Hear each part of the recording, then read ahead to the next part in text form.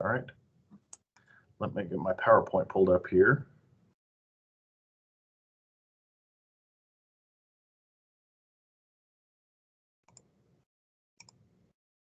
All right, you guys able to see the PowerPoint? It looks okay? Yep. All right, perfect. So like I said, chapter 12 is a really large chapter when we start talking about in terms of paramedic education. There's a lot of stuff that's covered in chapter 12 because we're starting the process of looking at diseases. We're starting the process of looking at some cells, looking at some of the compounds of the body. And I'm not just talking organs. I'm talking, breaking it down even further into, tissues and organs systems, and what are the chemicals that we're made of, and how do these chemicals how are they made?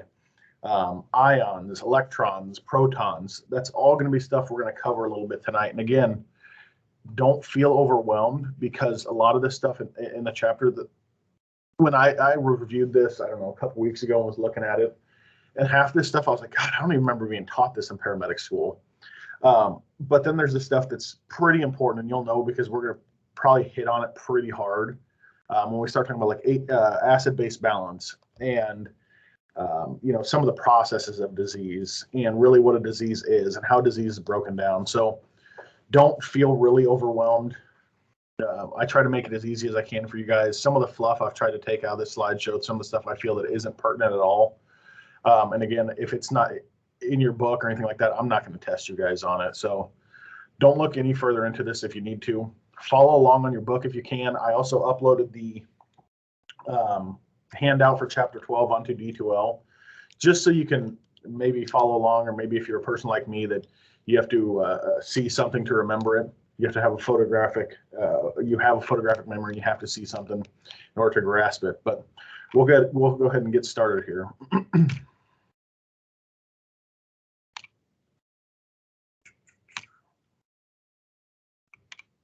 And I've got a video too at some point when we get to the slideshow. I'm going to play it for you guys, just because he explains it a little bit better when we start talking about atoms and bonding of chemicals and elements. So when we get to that point, we'll take a little break and I'll pull up the video. All right, so homeostasis. We're talking about the body. When we're talking about homeostasis, we're really talking about a perfect state of balance, yin and yang, right? It's the state where our body is the happiest. There's nothing majorly going wrong with the body. There's nothing that it is, expending a whole lot of energy for. Our body is perfectly at rest when we're talking about homeostasis. That is a perfect maintenance of balance within our body. When we start talking again, pathophys has a lot to do with disease. Patho is actually Greek. It means suffering from, technically. So that's where a lot of these words, anything medical, a lot of medical stuff comes from the Greek language. A disease, any abnormal structure or functional change within the body, and this can occur within living cells, tissues, and when we start talking about like pathophys, that's when we really start to look at studying of diseases. There are physicians alone that's their job; they just study diseases. And the pandemic that it had hit us pretty hard. That's what people like this were for. Is they were looking at what made this what it was. What was the composition of this disease? What was making it so severe on some patients versus not severe on the other ones? Does anybody know what those physicians are called by chance? When they're studying diseases, disease docs, if you will. Pathologist, okay? So they study pathology, right? Look at all different aspects of a disease and what can they really learn. And they take that and try to import things into current medications, current treatments, and how can we really try to treat our patients as best as possible based off of what we know about current disease processes. A big one in today's age, and has always been around, is cancer. How can we develop some sort of cure or some sort of medication or some sort of treatment that can treat cancer? So that's one of the ones that is studied quite frequently that we just can't seem to wrap our heads around for some reason. So what we do know about the body, or what we're going to find out, is that our body is made up of cells, and these cells are actually the smallest unit of life of molecules. That's as small as we can get, right? So cells then turn into tissues. When we get a whole bunch of cells together, we form a tissue. They have to be similar cells. They perform the same type of function. Tissues then turn into organs. Organs, when they're working together, again, maybe an organ group, an organ system, such as like your respiratory system, your endocrine system, those make an organ system. When we talk about like endocrine, so maybe it's going to help maintain blood sugar levels. Respiratory is going to help maintain a couple different things, which we'll actually talk about here in a little bit, but your exchange of carbon dioxide and oxygen. You have your central nervous system. All these different systems have organs inside them that are really helping to keep us in that balance of homeostasis.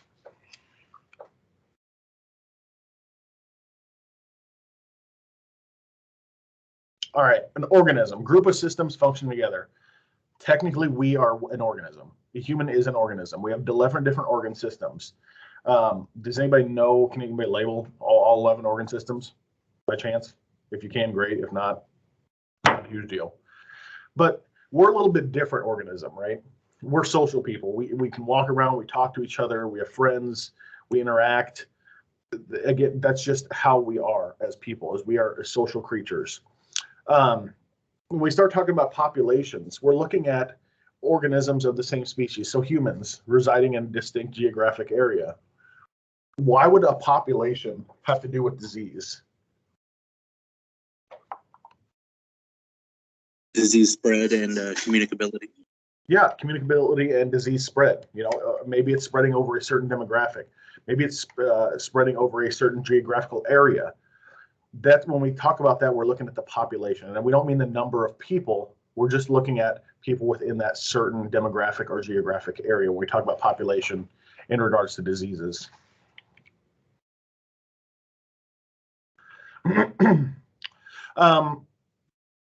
Community, so all living organisms, doesn't have to be social ones like us, such as humans, but when you think of a community, it's every organism within that certain geographic area. This could be animals, this could be, your pets, humans, everybody within that certain geographic area. And then all the physical environment around us, such as trees, such as grass, such as shrubbery, that's what we start to bring in and call our ecosystem. That's how we live. That's how we survive. It is the thing that keeps us going because we're able to pull from these natural resources that are around us. A biome, hopefully I'm saying that right, similar climatic conditions such as a desert, forest. It's really just, I guess, a certain type of ecosystem. So when we talk about like deserts, primarily we're going to see high heat, we're going to see sand, creatures that are used to dealing with higher temperatures, as to where we have like a forest biome, might be a little more damp, the humidity is going to be higher, grasslands, marine biomes possibly, and then biosphere, which extends really from the depths of the ocean to approximately 7 miles above sea level.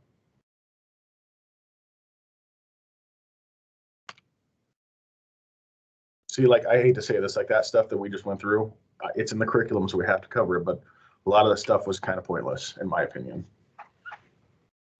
All right, this is where things start to get interesting, and this is where we kind of have to know, not just in regards to disease, but in regards to any patient conditions, and that's predisposing factors. Again, not just to disease entirely, but some of the things we have to look at are modifiable versus non-modifiable. And when we talk about modifiable versus non-modifiable, we're looking at what can be changed in a person's lifestyle and what can't be changed. Smoking, that's something that somebody can change. Alcohol is something somebody can change. So those are modifiable risks. Non-modifiable would be family history. We can't change that. We can't change our age. We can't change our gender. Those would be examples of your non-modifiable risk because we really truly have no control over them. Age, predisposing factors to disease. It seems like the patients that can also be the sickest and the ones that suffer the most are at both ends of the age spectrum. So we're talking infants and we're talking our elderly, just because they don't have a great immune system. They don't have a great defense against some of these disease processes or against some of these sicknesses. That's why in the beginning when COVID first hit, it was, our elderly population and our infants might be hit the hardest of this because they don't have immunity built up to this. They haven't acquired the natural defenses when they're that young. And when they're elderly, They maybe don't have the same defenses, or it's worn off over time. Gender, men tend to develop certain diseases faster than women do, such as cardiac conditions. Men are more predisposed to getting having a heart attack at a younger age than women are. Women, are more prone for certain diseases such as osteoporosis. It's just how it is. Genetics, again, another thing we can't change. Family history, lifestyle. Most of our lifestyle we can change. Think of somebody that has diabetes and has really bad sugar problems. My uncle, for the longest time, suffered from diabetes, ended up having both his legs amputated, but could not put down the sweets. I mean, for God's sakes, put them down. Just couldn't let go of it. And it ended up leading to more and more and more problems. Processed foods, what are we eating versus what does our body need? Anything we eat can be fuel, but how is our body storing it? When we start talking about lipids and fats later on, we're really going to look at what happens to that unprocessed food or that processed food once our body is done stealing the nutrients from it. What then happens to it? It's stored into fat. And then our environment. Again, this could be on the edge of modifiable versus non-modifiable. We think of like third world countries or places that maybe don't have the best water supply. We think of places that maybe maybe their water supply is polluted by chemicals or something like that. One of the big examples that your book pulled up was the nuclear disaster in 1986 at Chernobyl. Look what happened to generations and generations and generations of people just from that one event. It played a massive role in disease development.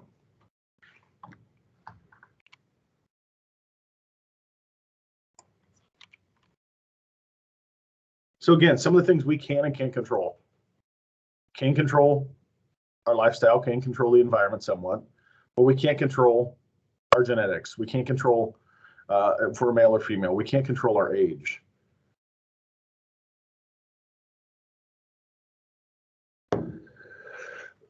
We talk about disease, we talk about pathogenesis, which is the events that led up to the development of the disease, whether it be maybe due to some sort of risk, whether modifiable or non-modifiable, or maybe there was an abnormal functional change within the body that possibly led to this. Idiopathic is when we really cannot find the cause of something. We'll usually say it's of idiopathic origin because they're not sure what caused it. And it happens more often than you think, especially, maybe somebody suffers a heart attack and there was nothing leading up to that. That would be, a STEMI of idiopathic origin. Etiology. So we're looking at the occurrences, reasons, and variables of a disease. Example, smoking and lung cancer. We know there's a direct correlation between the two. Sugar and diabetes, again, another direct correlation between the two. And then our clinical presentation, that's most often what we are going to see with our patients. That includes our vital signs. That includes our signs and symptoms of a disease so that we can really start to narrow down what's going on with our patients based off of what we're seeing and based off of what we are assessing.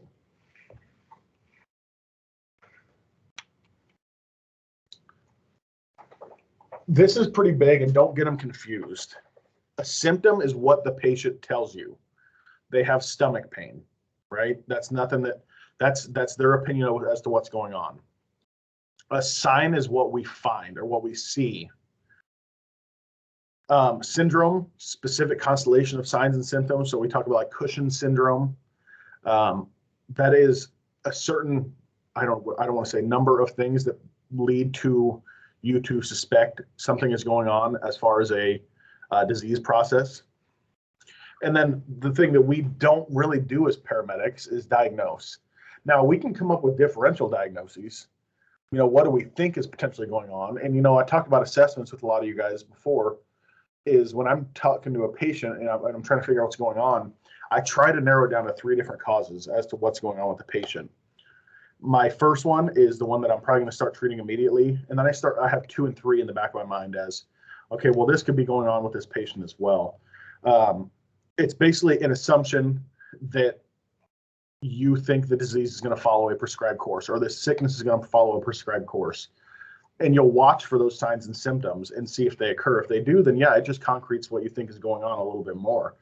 But the thing is, people present differently. It doesn't matter what the disease is, you know, and we're taught as paramedics to look for certain signs and symptoms, but not everybody will present like that. One of the scenarios I gave to one of the classes was a female having cardiac issues, but she didn't present with the classic chest pain. And that's because females actually hide pain a lot better than males do. So just some things to consider. We should all know acute sudden onset is something. So if somebody has an acute onset of difficulty breathing, again, it came on abruptly, as opposed to a chronic condition of difficulty breathing, such as COPD, which is going to have you be your slower onset.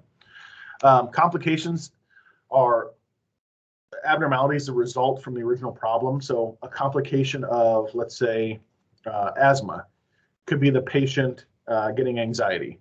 Anxiety would be a complication due to the asthma, if that makes sense.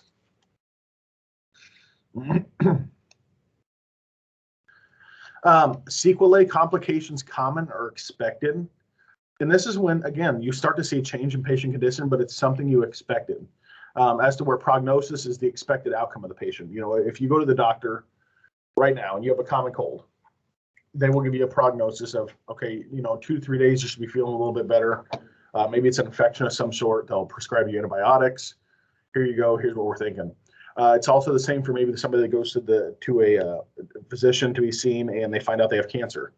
You know, my mom for the longest time struggled with breast cancer, and her prognosis in the beginning wasn't good, but her prognosis changed throughout treatment. So again, prognosis can change, but it's again what they expect and the course they expect this disease to take.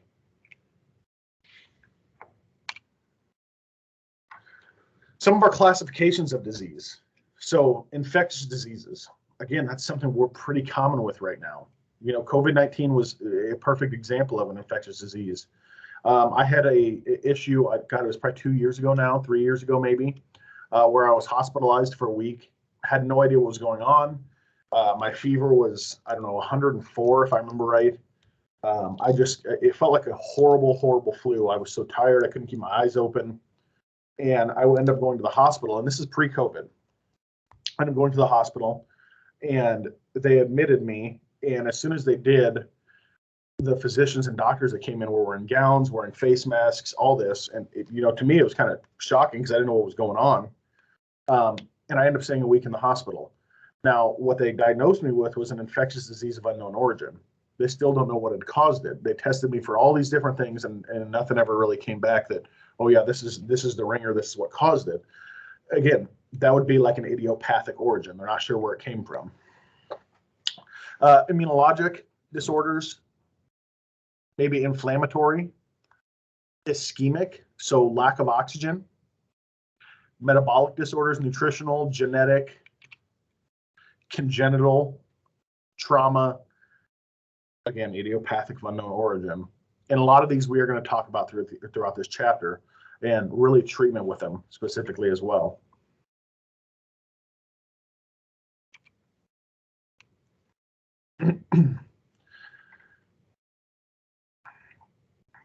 So this is the hard part, and this is the part where people will kind of feel lost the most, is when we start talking about diseases at the chemical level, because we now start talking about atoms. We now start talking about covalent bonds, isotopes, you know, chemical evolution, ATP, cations, anions, all these different words that we're just kind of shocked and blown away with. But it's like I said, again, don't freak out.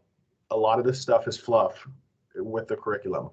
If I hit on something or if I highlight something in this PowerPoint, you should probably pay a little bit of attention to it.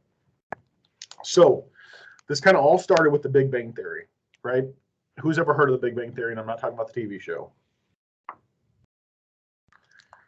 Yes to both. Of course, yes to both. So this was a theory that the universe began with this massive explosion, right? And that current and past matter came into existence at the same time. That a majority of the matter in our universe was created just by this massive explosion. And that sent atoms flying, that sent elements, all this stuff, again, was just created off of one big explosion. That is the scientific theory behind it. From that, we had chemical evolution, which was simple chemicals present in the atmosphere and ocean combined to form larger, much more complex chemicals. So this is really the process of stable molecules being created from smaller molecules, if you will, more simpler molecules, which led to the formation of complex chemicals able to self-replicate. Now, when we talk about like self-replication, we're talking about life making copies of itself, essentially. Simple molecules that can make more of themselves and that are exact copies. They're just, again, replicating the exact mirror of themselves. Who can think of something simple that replicates itself constantly? Bacteria. What was that? Bacteria or yeast. Okay. And I wouldn't say maybe this self-replicates, but you got to think of simple things like oxygen, like nitrogen. That's stuff that's pretty abundant. Yeah, it comes from plant-based, but again, it's almost self-replicating of itself. It has to know its chemical composition to replace itself. So from chemical evolution to biological evolution is a little bit different. Biological evolution is a genetic change in a population over several generations. So think of like Neanderthals. When we talk about cavemen, how much has changed and how much really went from what they were to what there is today. Back then they were a lot hairier people for a good reason, because it was to help them survive the cold. Their feet were a lot hardened. Their feet were actually a lot bigger, again, because they were bipods. They were bipeds. They didn't have vehicles. They didn't have motorcycles. They didn't have bicycles. Their primary way of getting around was their feet. So over time, their body had to adapt to that. Once biological evolution began, so did natural selection. Now, natural selection, I hate to say this, is survival of the fittest. That's when organisms that adapted to the environment tended to survive and reproduce. Those that couldn't adapt, those that couldn't keep up, are no longer here.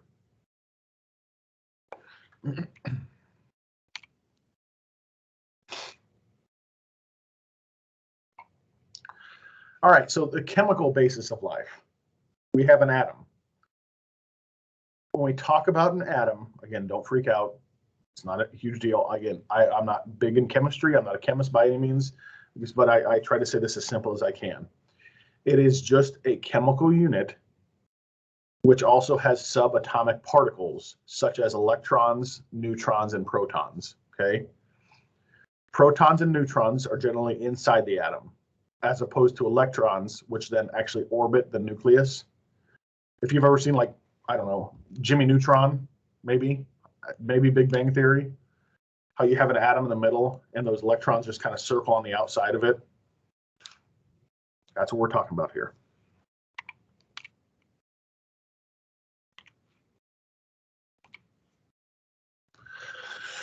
Also, we talk about elements, substances that cannot be separated into simpler substances. They're broken down as far as they can be. We talk about the periodic table of elements. That's exactly what we're referring to here. The periodic table of elements also breaks down elements into metal and non-metal and non-metallic substances, okay? Within that periodic table of elements, we have an atomic number, which is the number of protons in the nucleus of an atom. And we'll pull up, when I show you guys this video, it might make a little bit more sense, because he'll pull up a periodic table of element as well, and we'll talk a little bit about it, and I'll pause it during different points of the video. But in the periodic table of elements, each element is classified by their atomic number. They'll have a number corresponding in the top left-hand corner, such as 1, 2, 3, 4, all the way to 103, or 118, sorry, my bad. And that, again, is all of our simple elements, such as hydrogen, carbon, nitrogen, some of our metallic ones like copper, zinc, nickel. Those are all common elements. Isotopes elements have same number of protons but vary in number of neutrons. Good example of that is, let's use carbon, for example. Carbon by itself is a simple element, but there are other types of carbon, such as carbon 14. Carbon 14 just has a different number of neutrons. It's still carbon, but there's been some tweaking to it. Iodine is another one. Iodine 131, again, same number of protons, but just a different number of neutrons.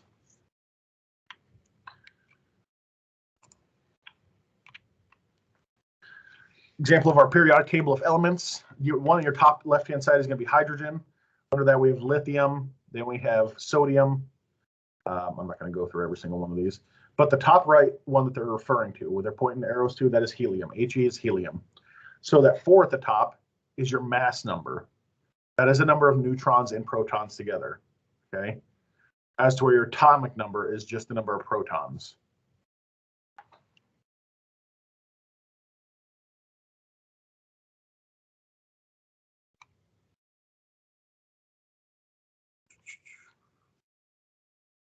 Okay, who can tell me? We have protons, we have neutrons, and we have electrons. Which one do you think is positively charged? Which one is negatively charged? And which one is neutral? Protons are positive, electrons are negative, and neutrons are. Are you sure? Yes. Okay. So neutrons would obviously be neutral, right? My new computer, I can barely hear you, sorry. So we also have radioactive isotopes. Remember how I said isotopes are a common element, but they just have a different number of neutrons? Well, if they get an unstable number of neutrons, then that makes the whole nucleus unstable. When that happens, it begins to break down and make what's called radioactive decay. When that decay starts to form, it emits radiation. That's where we get alpha, beta, and gamma rays from, until enough is shed that the atom regains stability. Does that kind of make sense? It gets rid of just enough that it has to until the atom can be stable again.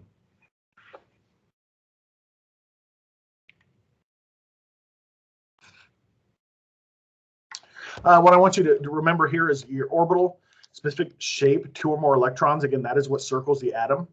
And then your electron shells. You might see this referred to as a valence shell. The number starting with the closest shell to the nucleus. Each shell will have a certain number of electrons. In this video I'm going to play will kind of say it a little bit better than I can.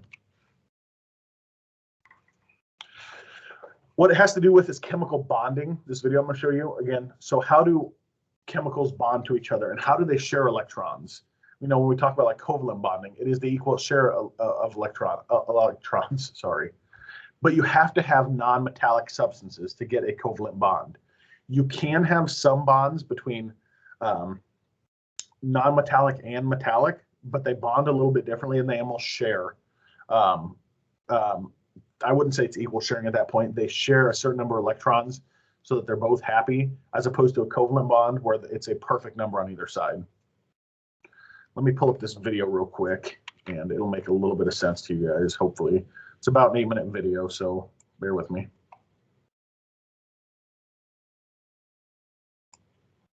Still able to see it, right?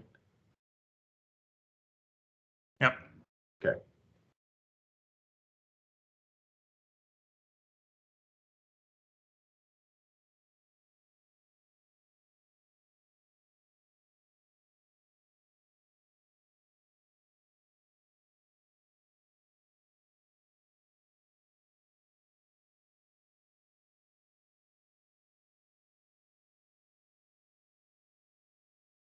He mentioned that atoms stick together to gain an octet. What an octet is the outer shells of the atom have a certain number of electrons and they want to try to equal 8. Each element wants to try to have 8 electrons on the outside of it. If they don't, they try to bond with another element until they can equal 8. So when he puts this S2P6 up, don't pay attention to that. But when he says octet, it is 8 electrons around an atom. Rudy, we can't hear the video. You say you can't hear it? Cannot. Oh, that's bad.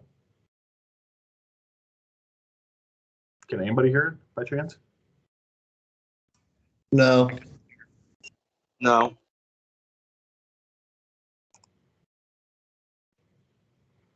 How about now? Octet on the outer shell, the valence electrons. So anytime Can you hear now? an atom can lose, gain, or share electrons, Yes. Okay, perfect. Let me back it up then. two covalent bonds, we need to answer a question. Why would atoms ever want to stick together? And the answer, of course, is to achieve an octet, to gain an outer s2p6 configuration. So that's 8 electrons, an octet on the outer shell, the valence electrons. So anytime an atom can lose, gain, or share electrons in order to get that octet, then you will have a chemical bond. So first, let's review ionic bonding. In the ionic bond, we know that electrons are lost or gained to achieve that octet.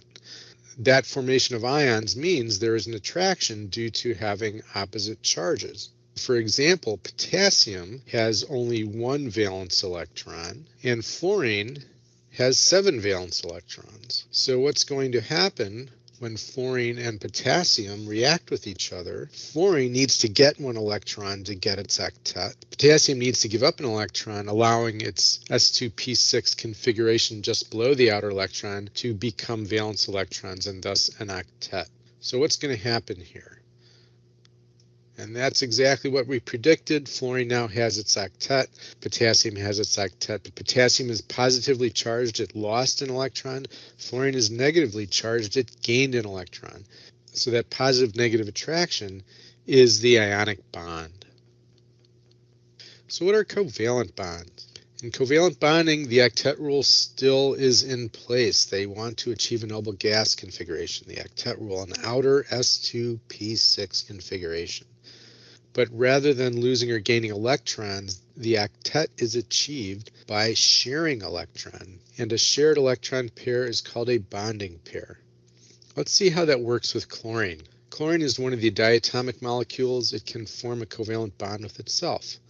If we look at the dot structure, chlorines have 7 valence electrons. They each want to gain 1 electron, but they're both highly electronegative. Neither one will give up an electron. So in this instance, each one of those chlorine elements has 7 electrons on the outside of it. So what they'll do is they'll essentially come together and share 2 to create that 8. They both want to gain. So the solution is that they can share their electrons. So now each chlorine, if they both count the electrons that are being shared, they will have an octet. And the electrons in the middle are the bonding pair. So that pair is shared, and the bonding pair, it's a single bonding pair, and it's called a single bond. So this is covalent bonding, covalent. Co, together, valent, valence electrons. The sharing of electrons to achieve an octet, to achieve a stable noble gas configuration. And a dash is used to represent a pair of shared electrons. And so the single bond can be abbreviated between the chlorine atoms with a dash. That represents the single bond, the single pair of electrons. Okay, here's another diatomic molecule, oxygen, O2. Each oxygen only has 6 valence electrons. It needs 2 more. And again, they're both highly electronegative. They're not going to be wanting to give up any electrons. What's the solution? They each have 2 unpaired electrons. Let's see what's going to happen here.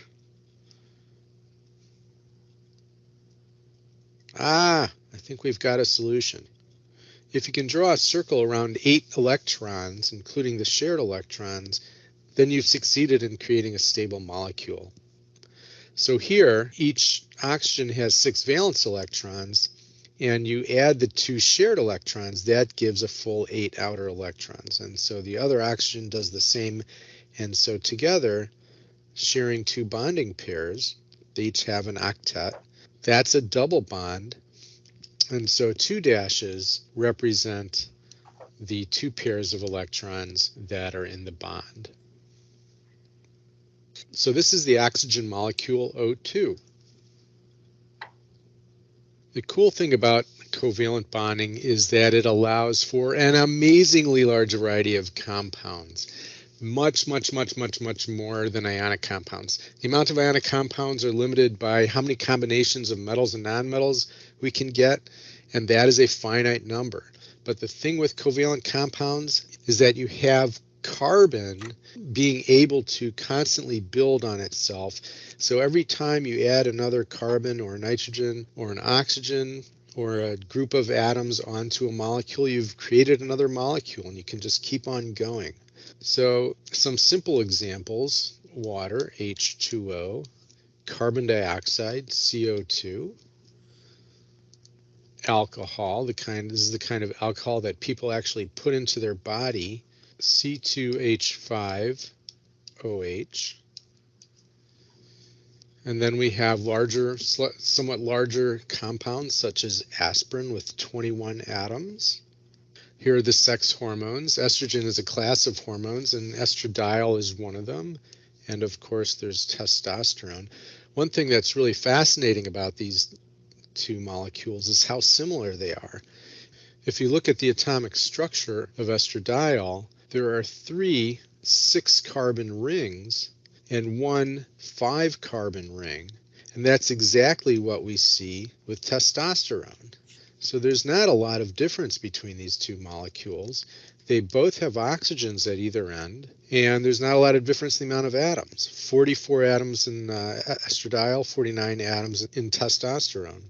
And this is the molecular basis for the very well-known fact that very few people know, that it takes women less material to do the same amount of work as men. One of the more amazing facts coming out of molecular biology. And actually, on a more serious note, both molecules are synthesized in the body from cholesterol. Cholesterol has the same ring structure as estrogens and testosterone and all other steroid hormones. And actually, one thing you should notice, all the gray atoms are carbons, and the red is represented by oxygen. So if we go back and look at all these molecules that we've been looking at, they're always, except for, of course, water, many of them, especially as we get to larger ones, they always have carbon in them. You can keep on building larger and larger molecules with carbon. Let's go to some larger ones. There are 30,000 proteins in your body. Actually, that number depends on how you define proteins. If you define it simply as how many genes there are that code for proteins, there's about 30,000 proteins. One of the smallest ones is insulin with 778 atoms. A very large one is hemoglobin with about 11,000 atoms. And then you have even larger molecules like DNA with millions of atoms. Look at all the gray atoms in there. Those are all carbon. So carbon is the king, and we can just keep on adding more and more carbons, a few nitrogens, sulfurs, and oxygens here and there, and of course hydrogen, and just keep on building and building and building more covalent compounds. And there's an estimated 10 to the 40th possible compounds containing up to only 50 atoms. So you can imagine the amount of compounds that people can come up with. And that's exactly what the chemical industry does. As of a few years ago, there were 31 million known compounds and 12.5 million of those commercially available. Thousands of new compounds discovered or synthesized every week in the chemical industry or discovered in the research communities. So covalent bonding is one of nature's most amazing inventions. All right, kind of a little weird fellow, I'm not gonna lie. But the big takeaway that I want you to remember of all this stuff is that covalent bonding is, again, let me swap my views here, sorry. When we get two elements, right, or two of the same, possibly even, like chloride or oxygen, that are looking to try to get 8 electrons on their valence shell. Their valence shell is the outer shell of the atom. When they are doing that, they combine together to try to get that equal number. When we start to have a radioactive reaction is when we have unstable numbers of electrons and neutrons, right? So that's when we can start to get a little crazy, or we can start to mix chemicals that really don't belong together, and it can produce or off gas some deadly stuff. So we're looking for 8 electrons on the outer shell, and the outer shell is our valence shell. 8 electrons, when we finally get them, is called an octet. That's our big takeaway from that, okay? So atoms become stable by bonding to other atoms. Pretty common. They do that through covalent bonding, which is, again, the equal sharing of electrons. But then when we make those atoms and we put them together, we start to make molecules. Did anybody in high school maybe get those? God, I'm trying to think what you want to call them. Maybe like the styrofoam balls, or like the atoms where you had to stick them together and make a molecule. Anybody ever do that, or was I the only weirdo in science class? Yeah, I did. Yeah, see, I'm not weird, right? Ish. All right. Now, we can have those molecules, and they can either be positively charged or they can be negatively charged. An ion is just something that is neutral, essentially. When we start looking at positively charged or negatively charged, that's when we start looking at cations and anions. A cation is positively charged. So who can think of, think of a medication that we can give that's a cation. Positively charged. Let's pull up our periodic table of elements here. What about sodium? What about potassium? Those are all positively charged. So those would be examples of cations, okay? As the word anion, remember anything with an means without. So that is without an electrical charge.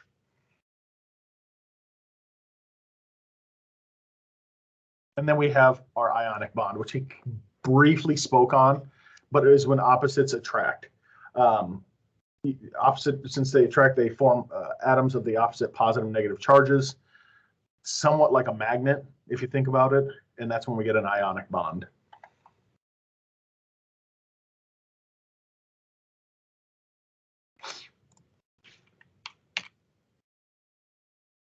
Metallic elements, when we look at the periodic table of elements, we're going to take a break here shortly, probably like 10 minutes, or actually maybe we'll take a break shorter than that.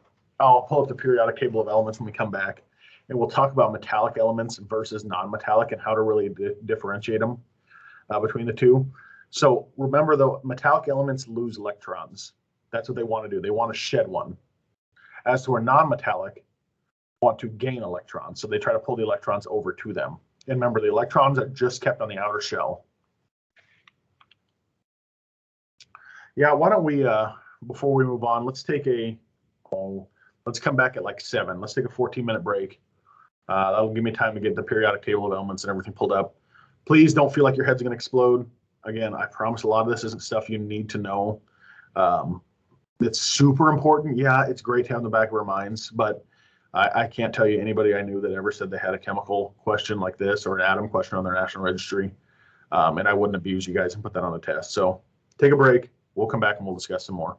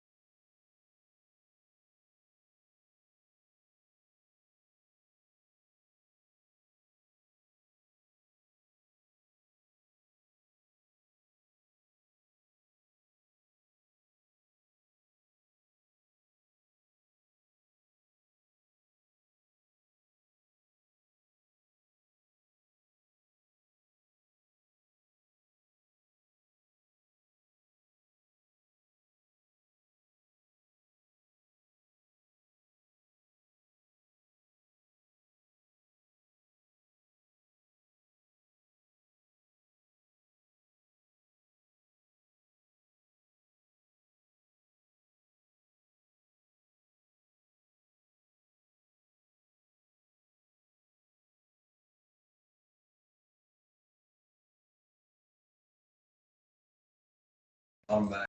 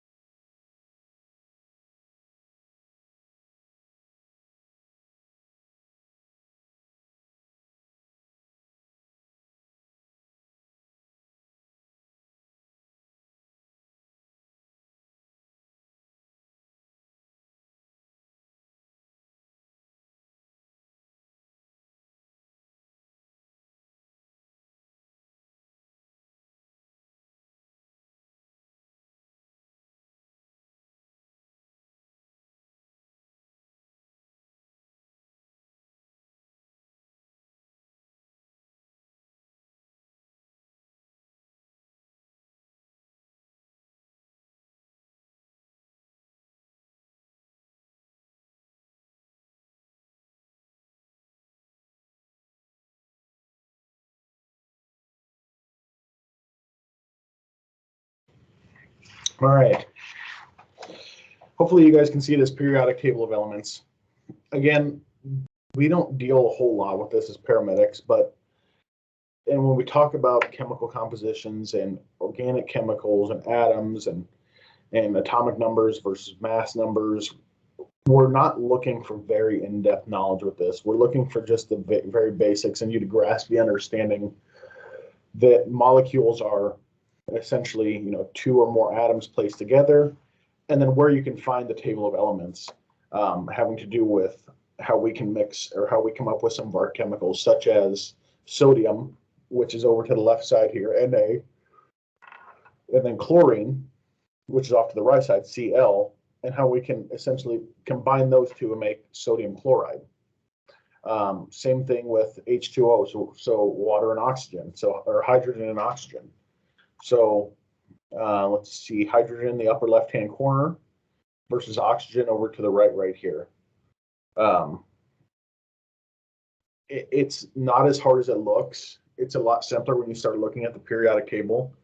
And I'd recommend maybe for your chapter test, when we go through chapter 12, have this ready so you can look at this if you have any questions. Again, the questions that I'll put on the test are going to be ones that are not super in-depth, but that still test your knowledge and that you might have to look in the book for. Like, again, my tests are all open book because I expect you to, if you don't know the answer, to find it.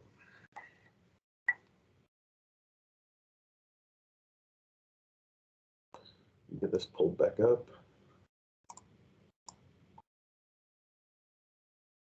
All right, so still moving forward with diseases at the chemical level. Inorganic versus organic chemicals. So inorganic, not containing any carbon, as to where organic does contain carbon. Carbon makes up 90% of all known chemicals, and if you look at a lot of the elements as well, they generally all will mix with carbon. Major elements of living systems are going to be 4 components: carbon, hydrogen, or oxygen, and nitrogen. Some examples of inorganic chemicals would be like water, sodium chloride, sodium bicarbonate. Those would be your inorganic examples. Organic ones would be any hydrocarbons, really. So oxygen, any alcohols, sulfates, nitrates. Those are all going to be organic because they contain some form of carbon.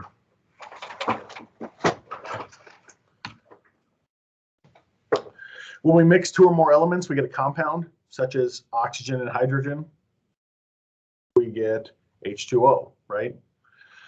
Major compounds of the living system. So we have carbs, proteins, nucleic acids, and lipids, which we're going to get into here, I believe, in the next slideshow. So remember, carbs, proteins, nucleic acids, and lipids.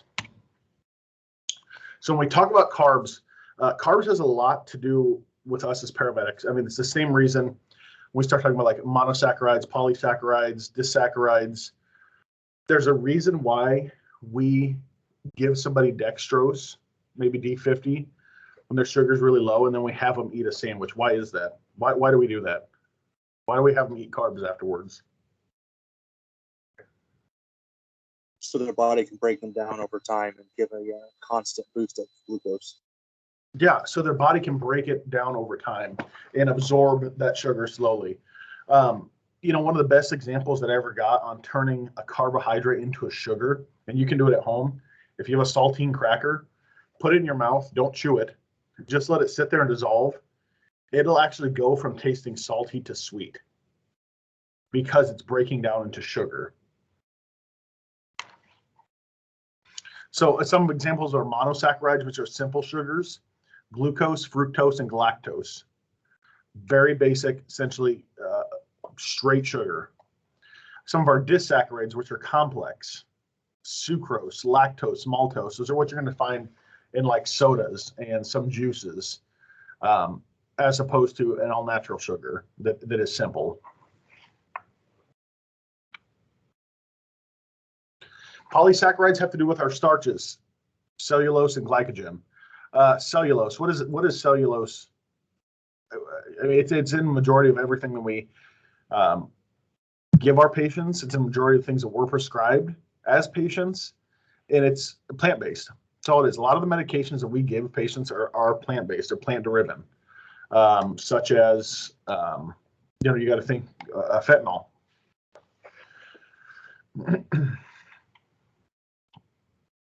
This is a little bit. Who remembers me talking about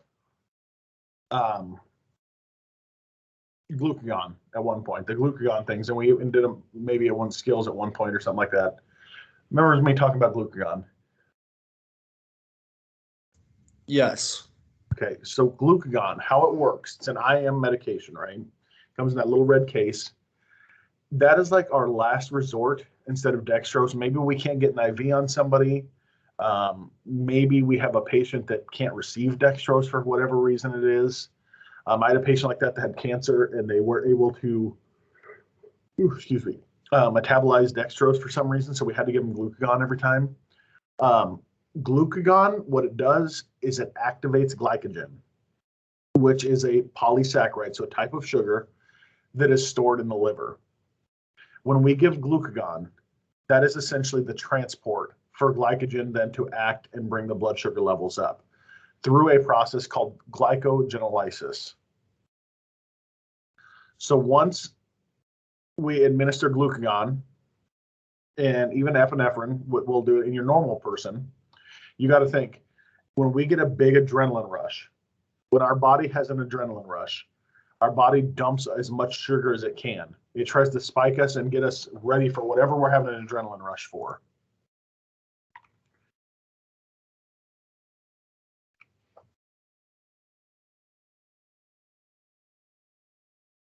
All right, some proteins, right? Building blocks of life. When we talk about proteins, we're also talking about like DNA. We're talking about RNA possibly.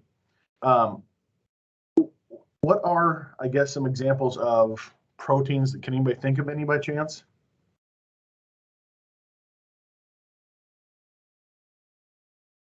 You know what's funny is the last class when I brought up Hemoglobin. What'd you say? Hemoglobin. Okay. Yeah, so when we talk about proteins, nitrogen-based complex compounds, basic building blocks of life, basic building blocks of cell. When I think of proteins and DNA and all that stuff, all I can think of is that scene from Jurassic Park, where they're talking about like how they put all these molecules together to develop dinosaurs, and I don't know, it just for some reason reminds me of that. But again, most abundant class of biological chemicals in the body is proteins. Now, proteins consist of smaller building blocks, which are called amino acids. So if you've ever, maybe somebody, takes amino acids, maybe a lot of people that go to the gym take amino acids. Again, they're just adding a complement protein essentially to their body. And what amino acids are going to do too is actually help, in any tears that are in muscles. That's why a lot of people right after they get done working out will take amino acids as well, because they are building blocks. They fill in the voids. We have peptide bonds. Does anybody know what a peptide hormone is by chance? And don't read that. I'm talking aside from that little thing right there. What their job is to do is essentially signal and control the activities of cells. So they tell specific cells how to react and when to react.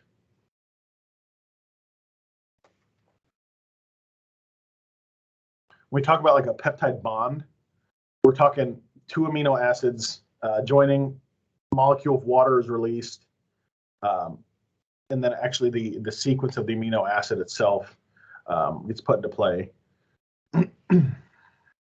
Sorry if it sounds like I got a frog in my throat. I just, for some reason, can't get whatever is out of my throat. So some of our protein types, again, we talked about peptide hormones a little bit. Signal and control the activities of cells. Some of the other ones that are really important, enzymes. Why? Because they catalyze chemical reactions. Maybe that could be having to do with medications as well. Contractile and motor proteins help control with our movement, our functioning, how we are able to move our body. Antibodies. That's a pretty big deal. That's our natural hormones for defense, right? Receptor proteins, which receive chemical signals, such as if I'm going to give a medication and it's taken up into a receptor site. Structural proteins, which support cells and tissues, and then transport, which are obviously going to move substances across a cell.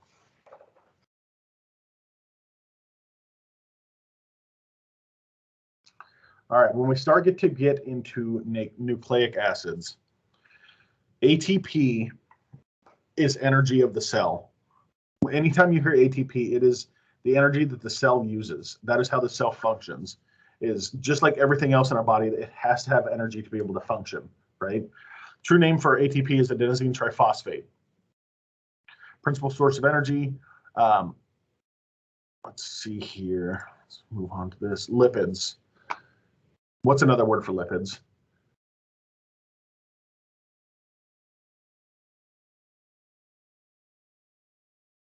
Lipids are essentially fats. They're fatty acids. Usually there's different types, such as triglycerides, and you also see phospholipids as well. When they say chemicals that do not dissolve in water, what happens if you put like an oil, if you mix oil and water together? What happens? Does it mix, for one? No, the oil just sits on top.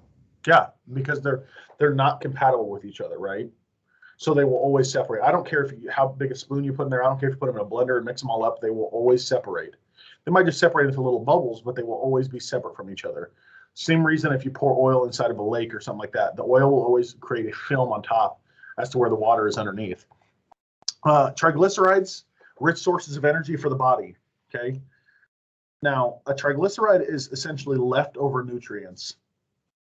So if we eat something, and maybe it goes back to me talking about processed foods, the nutrients of whatever our body doesn't use is stored into fat. Now, either it's good fats or it's bad fats. Usually when we're eating processed foods, it's not the greatest fats in the world. There are good fats in I would say in a smaller amount. That's kind of where we talk about phospholipids, which help transport like omega-3 acids, omega-3 fatty acids throughout the body. Again, they're good in small numbers, but anything in large numbers is not good for you. Steroids and anabolism. Steroids, basic unit of cholesterol, like I talked about a little bit in that video, and where anabolism is a synthesis of steroid compounds by the body. When you think of steroids and anabolism, what do you guys think of? Working out. Okay, so when people use steroids, they're looking at anabolic, right? Anabolic steroids, and what they are hoping is that they get this synthetic reaction and introducing outside steroids into the body to essentially create a new store or add to the store that's there. So a lot of people that are using steroids, their mass isn't from working out. It's from these basic units of cholesterol, but it's being given to them in abundance.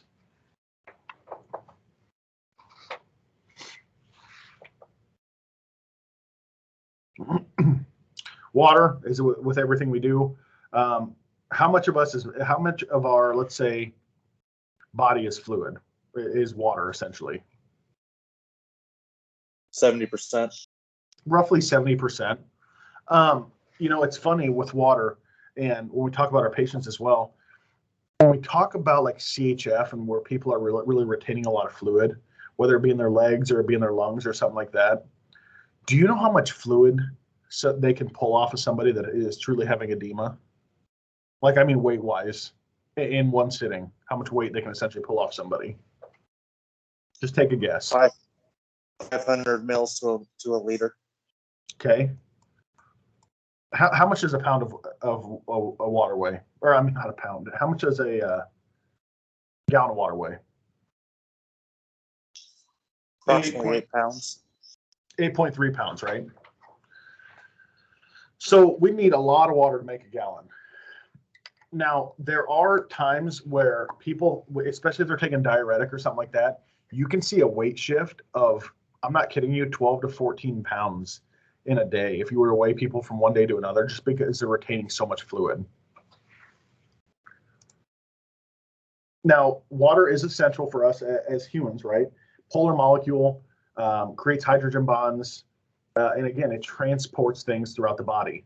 It also helps regulate our body temperatures. So when we have cases of dehydration, where we don't have a lot of fluids that we're retaining, and let's say we go into, let's take a desert for an instance, somebody that might be isolated to a desert or lost or something like that, they start to become dehydrated. Their body core temperature doesn't go up based off the sun alone, but also because they don't have that fluid to keep them cool.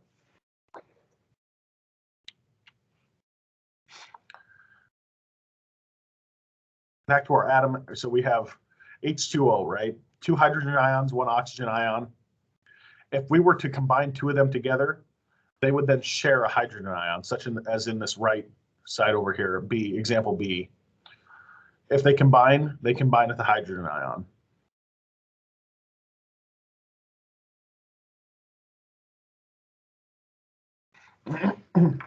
All right, this next portion is really, really important. You guys pay attention to when we're talking about acids and bases. Who's ever heard of an acid-base balance and what it refers to?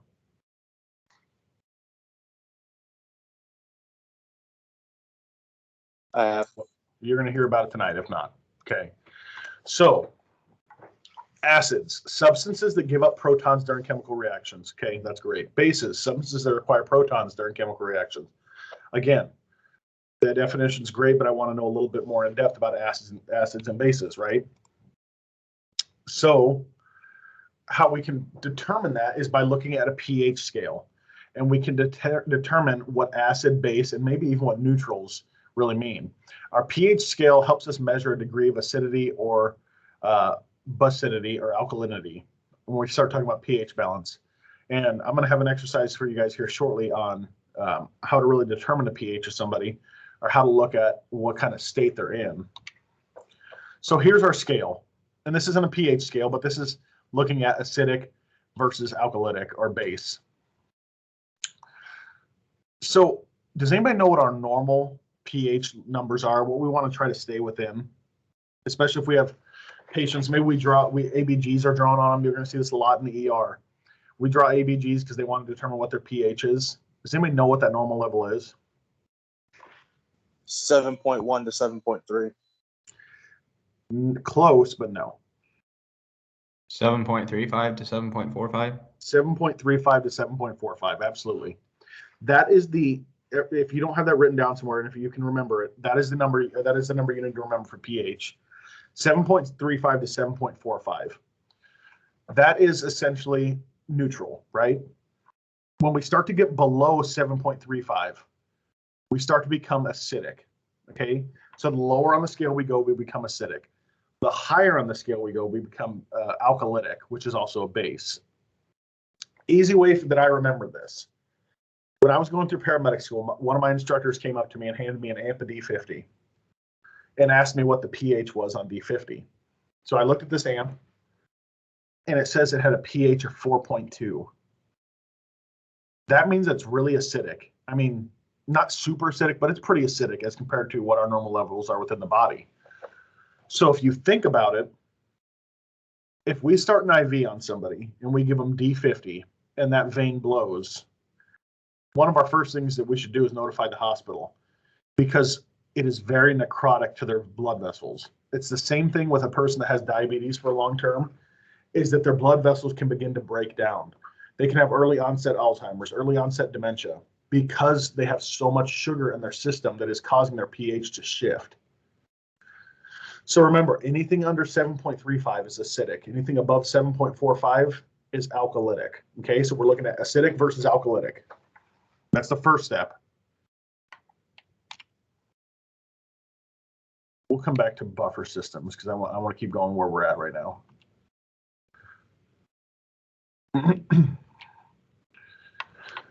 So acidosis, excess body acids in the body; alkalosis, excess of base in the body.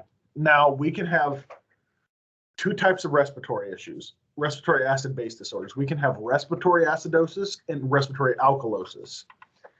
So how we determine which one somebody is in is we look at either end-tidal CO2 or we look at PCO2, which is partial pressure of arterial blood gas. So let's just take PCO2, for example. It's the same as end-tidal. What's our normal numbers?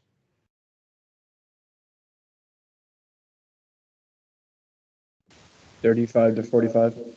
35 to 45. That is our normal. Whether we're looking at partial pressure or we're looking at end-tidal, it doesn't change. It's still 35 to 45. Now, if I have a patient that's end-tidal is 60, What does that usually mean respiratory wise? What do we need to do for them?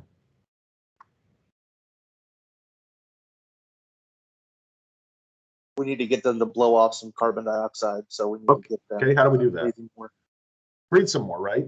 Or if it's maybe somebody that's unresponsive, we breathe for them, right? We bag them a little bit faster. So how we can tell is if somebody, we'd have to draw labs as well, but you can, if somebody's in respiratory acidosis, they will have a PCO2 or an EtCO2 that is higher than 45. So the higher their CO2 number is, the lower they will be on the pH scale, because a buildup of carbon dioxide becomes acidic. That's the reason that patients in DKA, they have Kussmaul respirations, is because they're trying to blow off that extra acid. They're trying to blow off those ketones. Hence why they have fruity smelling breath. Is because the Kussmaul respirations, big, deep, labored breaths, that's their body compensating and trying to get rid of the excess ketones, the excess acid. So again, if their CO2 number is above 45, it is probably respiratory acidosis because their pH will be low. If they're below 35, what does that mean that we need to do for them? Or what is the patient doing if they're below 35? Let's say at 30.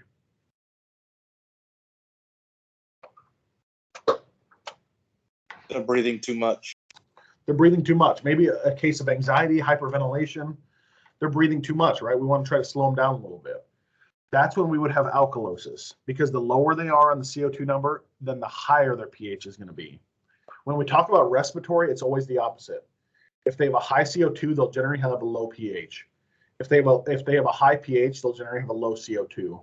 If that, again, and I've got an activity for you guys to get through that, and I've uploaded a worksheet on D2L that you have to go through. But we also have metabolic issues with acidosis and alkalosis. So I'm going to introduce something else now, and that is HCO3. HCO3 is sodium bicarb. Okay, bicarbonate. Let me pull up this worksheet real quick, see if I can share this.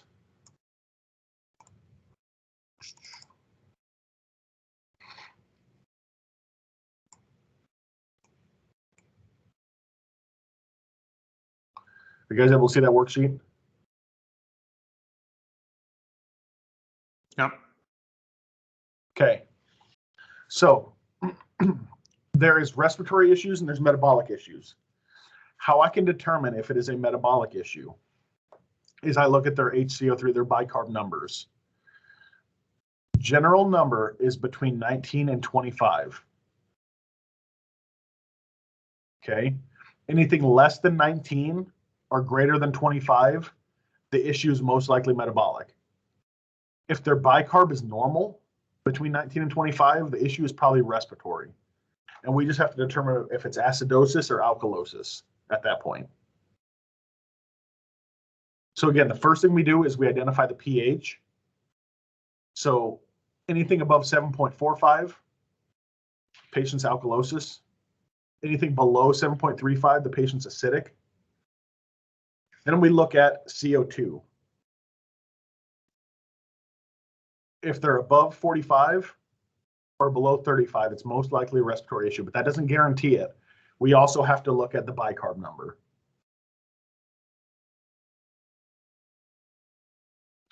So I've uploaded this sheet on D2L under acid-base disorders, okay? What we're going to do now before we move any further is I've got on the second page of this, I've got 4 different numbers here. And again, I broke down the steps for you guys on the first page on how to look at this. What I'll do is I want each group to go through all 4 of these. Then we'll come back and we'll talk about the answers of each one. And if you guys maybe got them different, then we'll talk about how your answer was different and why. Does that make sense?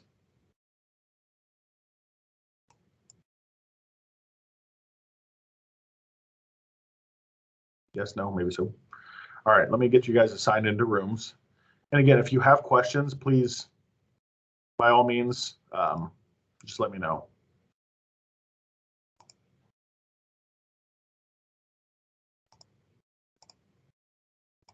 And I'll try to pop into rooms periodically. I'll give you guys about 15 minutes to work through these. This is very important as a paramedic to know how to differentiate these two.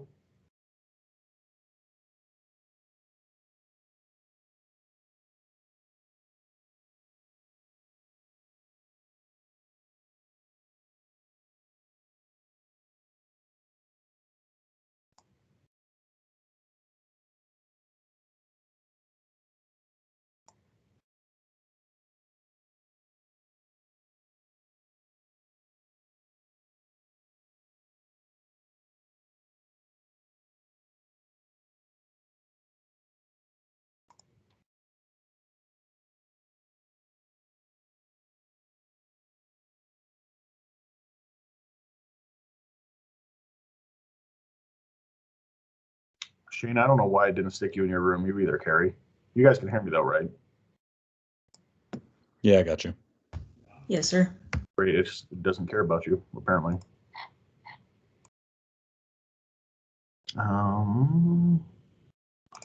Shane, I'm going to put you in room 3.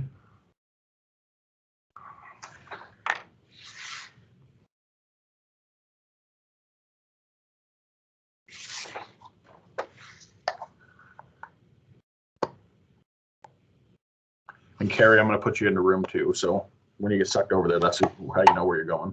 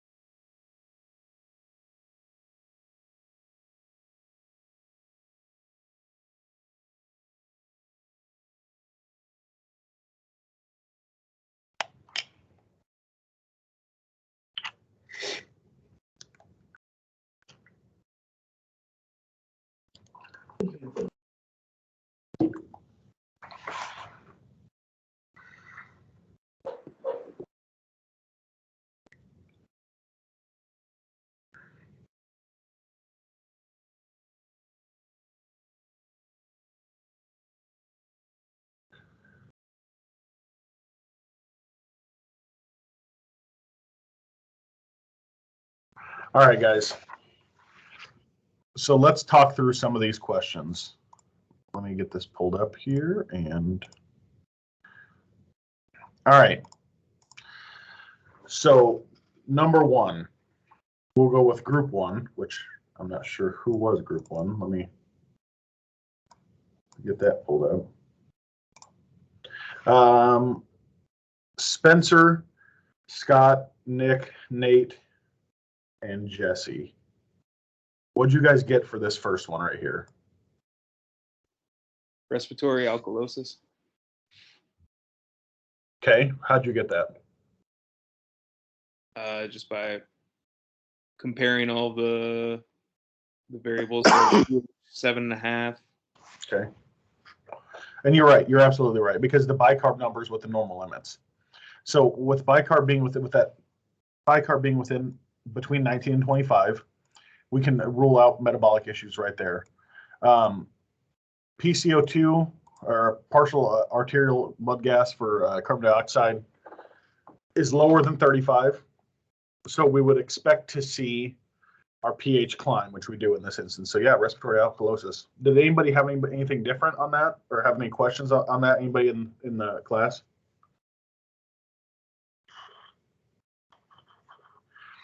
You know, the book and everybody else will teach you like very long math equations to figure this out. I'd rather show you the simple stuff like this to figure out respiratory or metabolic issues such as acidosis or alkalosis. Okay, let's go on to the second one. Group 2, who was Andrew Graham, Alex, Anna, Barry, and Carrie. What did you guys get for number 2?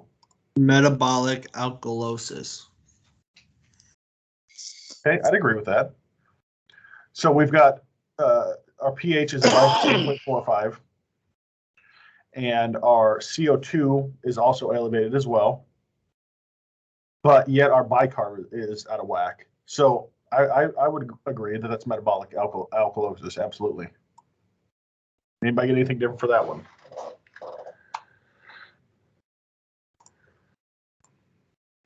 All right, group 3, Blake, Cassie, Ethan, Dakota, and Shane. What do we got for the third one?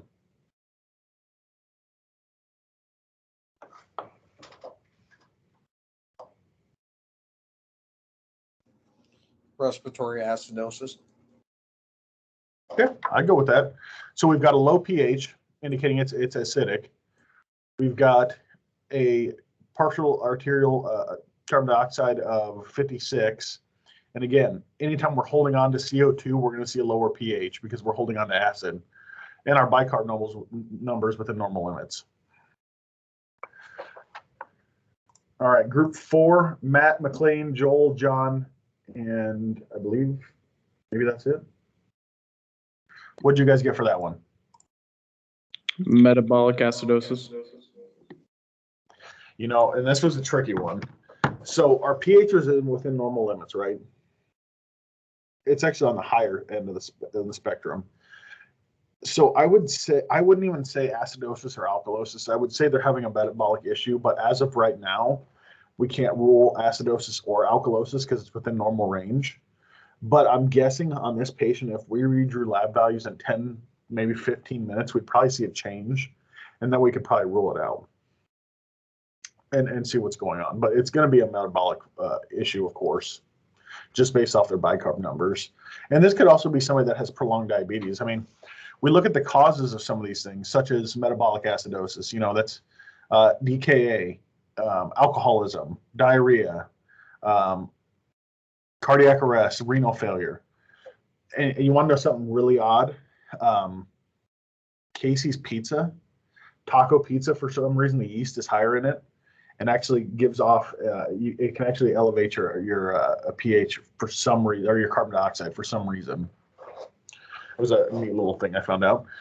Metabolic alkalosis. So we've got vomiting, diuretics, endocrine issues, excess alkali buildup in the bloodstream.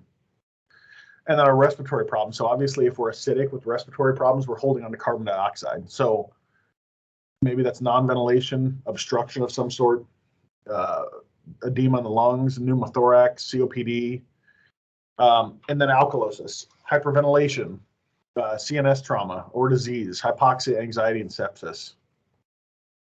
Let me throw a question at the whole classroom here, and I'll type it at the bottom here if you can still see this.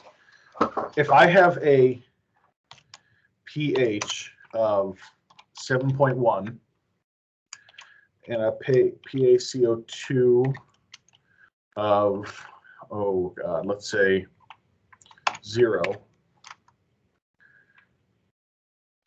Let's look at those numbers alone without throwing bicarb into it. What do you think is going on with this patient?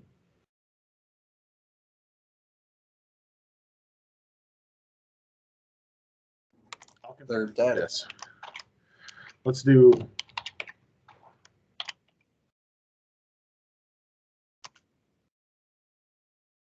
same patient 2 different times. Tell me what you think is going on with that patient.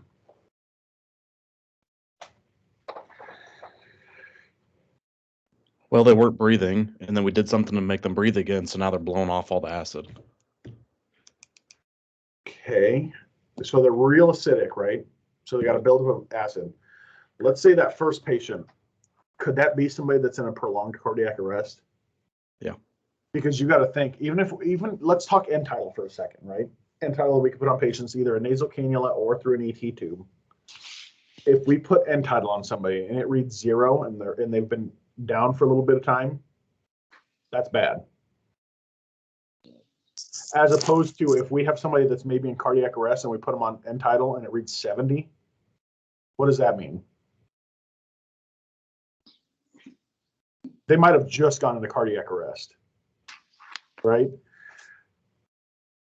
So just because it's 0 doesn't necessarily mean it's a respiratory problem. It can still be a cardiac problem or a metabolic problem, especially in terms of cardiac arrest. You know, when we talk cardiac arrest, we're looking for an end tidal reading of 10 or higher when we're doing compressions on a patient in cardiac arrest. 10 or higher indicates we have a good chance of getting ROSC on a patient. Anything less than 10 either means our compressions suck or it's a prolonged arrest and the chances are pretty slim, and then we look at discontinuing resuscitation at that point. Now, if we go from, let's just say our patient during cardiac arrest, we're doing CPR, we're working this person, goes from 12 up to 70, what does that usually mean?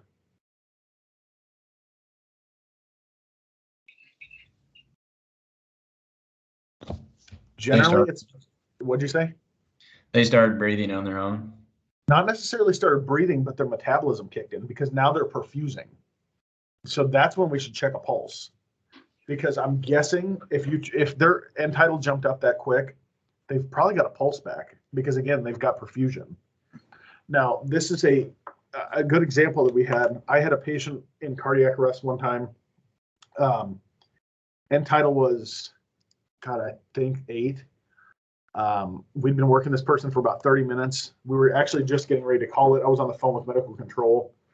And I looked over at the monitor to tell them what was going on or what I saw. And I saw their end tidal reading had shot up to like 80 something. And I kind of stopped what I was doing for a second. I said, hey, stop compressions, check a pulse. And the guy actually had a pulse at that point. He didn't end up making it. But again, when you see that massive spike in end tidal, that's generally a good shot that we've got ROSC in cardiac arrest patients. I've also had patients that were conscious and talking. One of my most recent ones, I hopped in as a second paramedic on an ambulance to help. For some reason, they called over the radio and said they needed my help. I got in the back of the ambulance. They had a patient on CPAP, and the other paramedic looked at me and goes, "I don't know what his end tidal numbers are. I wish I could tell what they are." And I said, "Well, put a nasal cannula under his CPAP mask." So he did, and the guy's end tidal reading was 112. And he was having severe trouble breathing. So that patient right there would have warranted intubation if he had not been somewhat conscious and told us that he didn't want it. And during skills, we're going to go through and spend a lot of time on blood gases and end tidal and partial arterial pressure of carbon dioxide. So don't freak out about that. All right, let's do a 15-minute break this time, 8:05. We're going to come back. I'm going to try to get us through another 20 slides, and then we'll be done for the night because I don't want to overwhelm you guys with information and throw too much new stuff at you. So we'll take 15-minute break, okay?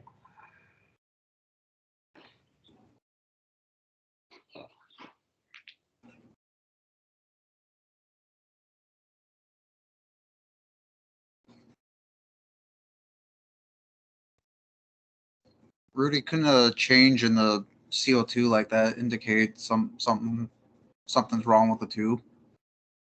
It can, but that's where you've really got to look at waveform capnography as well, which we'll talk about that when we get into more respiratory disorders. But yeah, when you start to see end tidal go down, we call it, when they're intubated, we look for what's called dope. And that means either the tube is dislodged, there's an obstruction, potential pneumothorax, or equipment failure. So that's one of the first things we check. And then we start looking at the patient. Good question.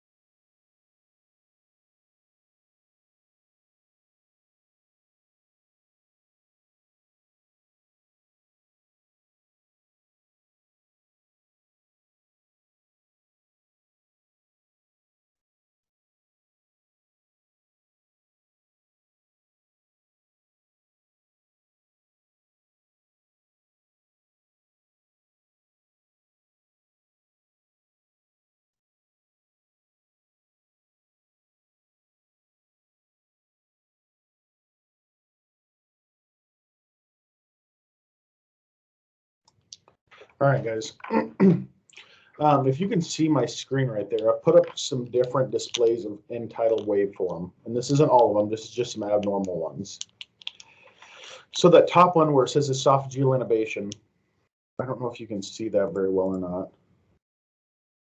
But what we're seeing then is we're supposed to have a nice square waveform that goes up in between 35 and 45 range for end-tidal, and then comes back down, and then we just want to see that repeated for a normal one. This is an esophageal intubation because it's a round hump instead. So we don't really have that inspiration and expiration, right? That's them essentially checking to see if they're in the right placement when they're intubated. That's where you see the 2 breaths right there, and then it drops off. The one below that, increasing end-tidal levels. So this could be somebody that maybe is decreased in respiratory rate or is having a metabolic issue. So their end-tidal numbers keep rising. And you can kind of see that trend right there. How in this first little square, we're about 40, and then the next one, we're about 46, 47-ish. The one right below that is a potential leak in the ET tube cuff. So you'll see it, nice square waveform that starts to drop off. It almost looks like it's sliding downhill. Third one is rebreathing. So again, this could be a patient that maybe just isn't taking full breaths. You got to think, when patients were having anxiety attacks back in the day, our treatment used to be, hey, here's a paper bag, rebreathe your carbon dioxide, because they were blowing off too much, which would cause them to get carpal tunnel spasms, which would cause their arms and legs to feel like a tingling or a numbing sensation. Well, when they start to rebreathe their CO2, what happens is, again, their end-tidal numbers rise because they're inhaling carbon dioxide. This one right here, you can kind of see that dip in the middle, the muscle relaxants where it says, that's called a Curare cleft. And what that's most commonly seen in is actually patients that are intubated that are actually starting to wake up. Maybe their sedation is starting to wear off. Maybe it's a patient that's RSI that we're taking to the hospital. When you start to see that dip like that, it's them trying to overbreathe the tube. So generally 2 to 4 minutes prior to the patient waking up, you will actually see this on the waveform. Pretty good indicator that you should probably get some more sedation on board with your patients.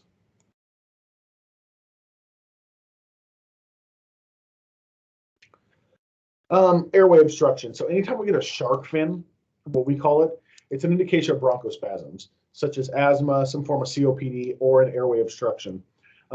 You really got to figure out what's going on, because they don't have that plateau of them holding on to air. There's something restricting that. Decreasing end-tidal. This could be an increase in respiratory rate, maybe a patient that's getting worked up or excited about something. And then end-tidal during cardiac arrest. As you can see in the top one, we're about 16, and then you can see where we change the rescuer because it drops off, and then it takes back off a little bit higher because the rescuer isn't as worn out. And then the one below that, we have an end-tidal reading of about 20. You can see our dip where we shock the patient, and then how our end-tidal climbs when we get ROSC on the patient. We get a successful pulse back on them.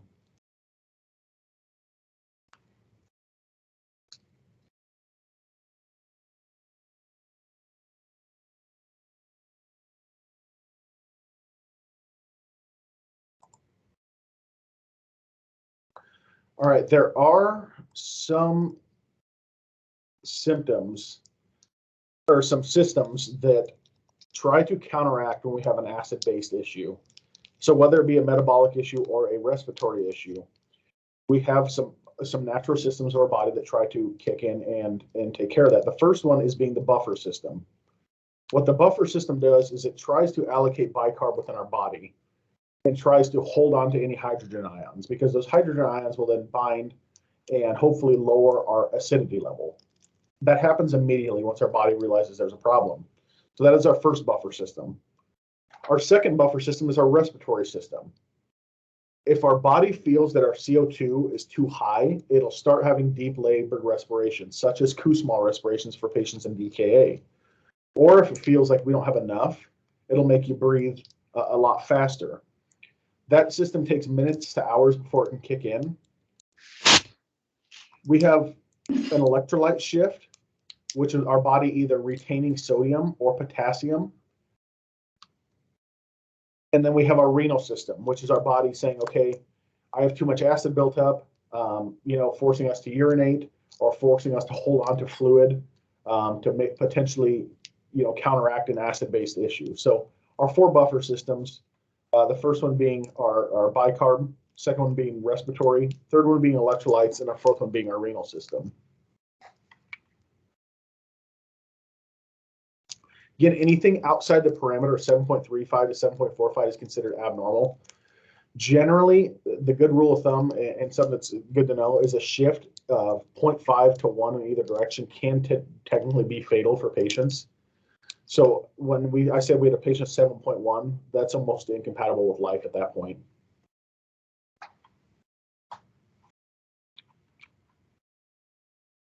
There is the equation they want you to use to figure out what's going on with this patient. I think my way is a little bit easier, and it works pretty well, and that's how every paramedic program I know of teaches, instead of this long division math and trying to figure out where to carry the 2 and where to put the X and what the value of C is.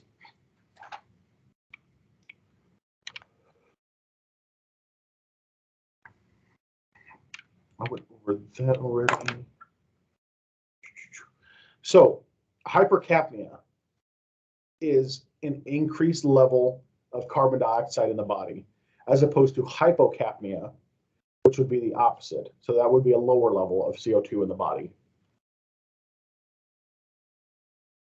Any increase in CO2 usually results in a decrease in pH, only when we're talking about respiratory patients. So if you're assuming it's a respiratory issue, if the CO2 is climbing, you will see a drop in pH. If not, it is most likely a metabolic issue instead of a respiratory issue. That's why in prolonged cardiac arrests, maybe the patient, we've been working them for a little bit of time, we look at pushing sodium bicarb, because we're trying to counteract that acid buildup that they have inside them. So we're trying to push enough bicarb to bind to those hydrogen ions to knock their acidity level down.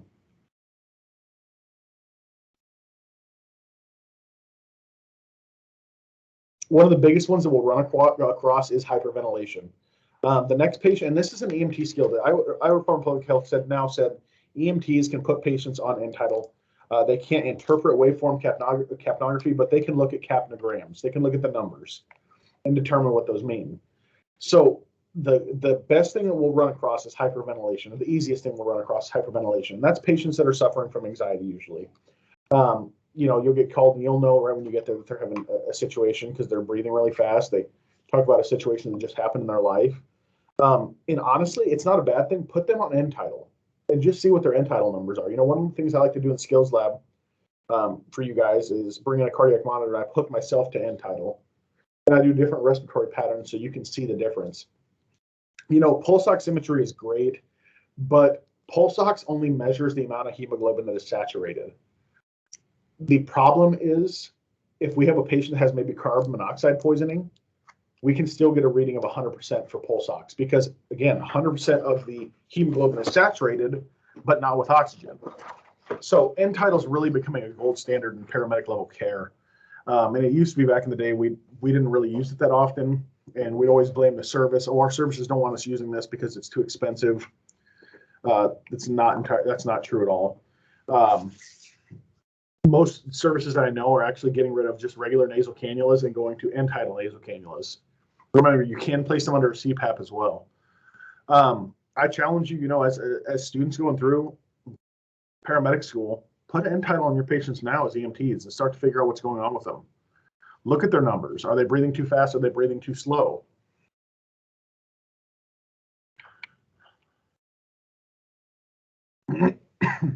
So it says kidneys major role in maintaining stable pH levels. How does our kidneys do that again? I kind of spoke a little bit about it, but how does our kidneys help maintain our pH levels though? What could you think?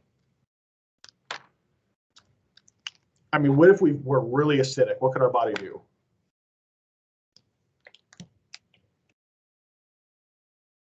Retain water to help dilute it. Could that, or it could honestly try to make us use the bathroom to get rid of some of that acidity, right?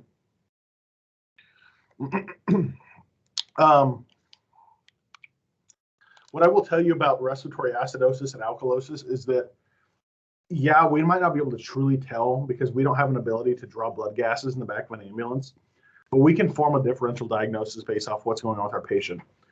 You know, maybe they're hypothermic, maybe they're hyperthermic, maybe they've got a sugar issue. Those are all metabolic issues as opposed to a respiratory issue. So start looking at it now. When we start looking at end time, when we start looking at waveforms, it's something you're going to be doing for the next year with your services. So get into the habit of doing it now. You know, a funny little story. What are those things called that change colors when we intubate somebody? We put them on the end of the tube. Colorimetric devices. Colorimetric devices. Those forever were the gold standard on determining if somebody was intubated or not. Problem is they can give false positives. If we get any sort of vomit or anything on the filter, it can show us gold based off of the acid, because again, it relies off the acid you're breathing off. How much do you think one of those colorimetric devices cost?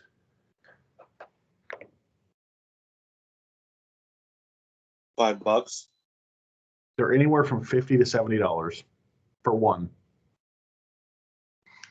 End title is like $9 for one. And end title tells us a lot better confirmation than those colorimetric devices. So why aren't we using them?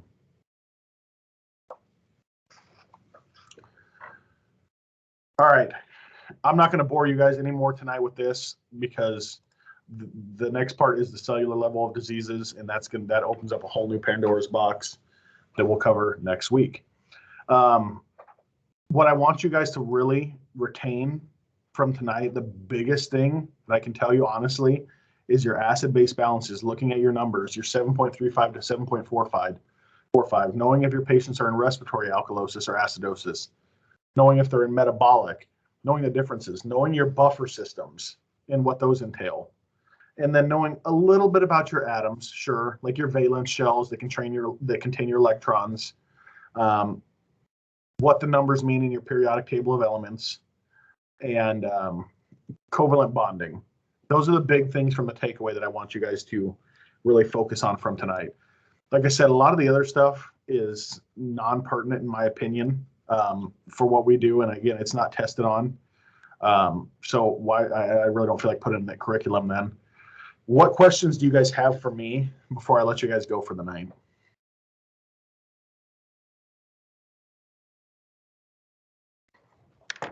Whose mind feels kind of like mush right now? You said that carbon monoxide would affect the SpO2. Yep. Would carbon monoxide poisoning have any effect on the end tidal CO2? Nope, none. I mean, not in like a false positive way. I mean, you put them on end tidal, yeah, you can see like an increase in carbon dioxide or something like that. But remember, that's just measuring carbon dioxide. So carbon monoxide has no effect on it. But yeah, that's the biggest problem with pulse ox is that, again, all it's measuring is the hemoglobin that is saturated with something. It doesn't necessarily mean saturated with oxygen. That can be anything that it's saturated with.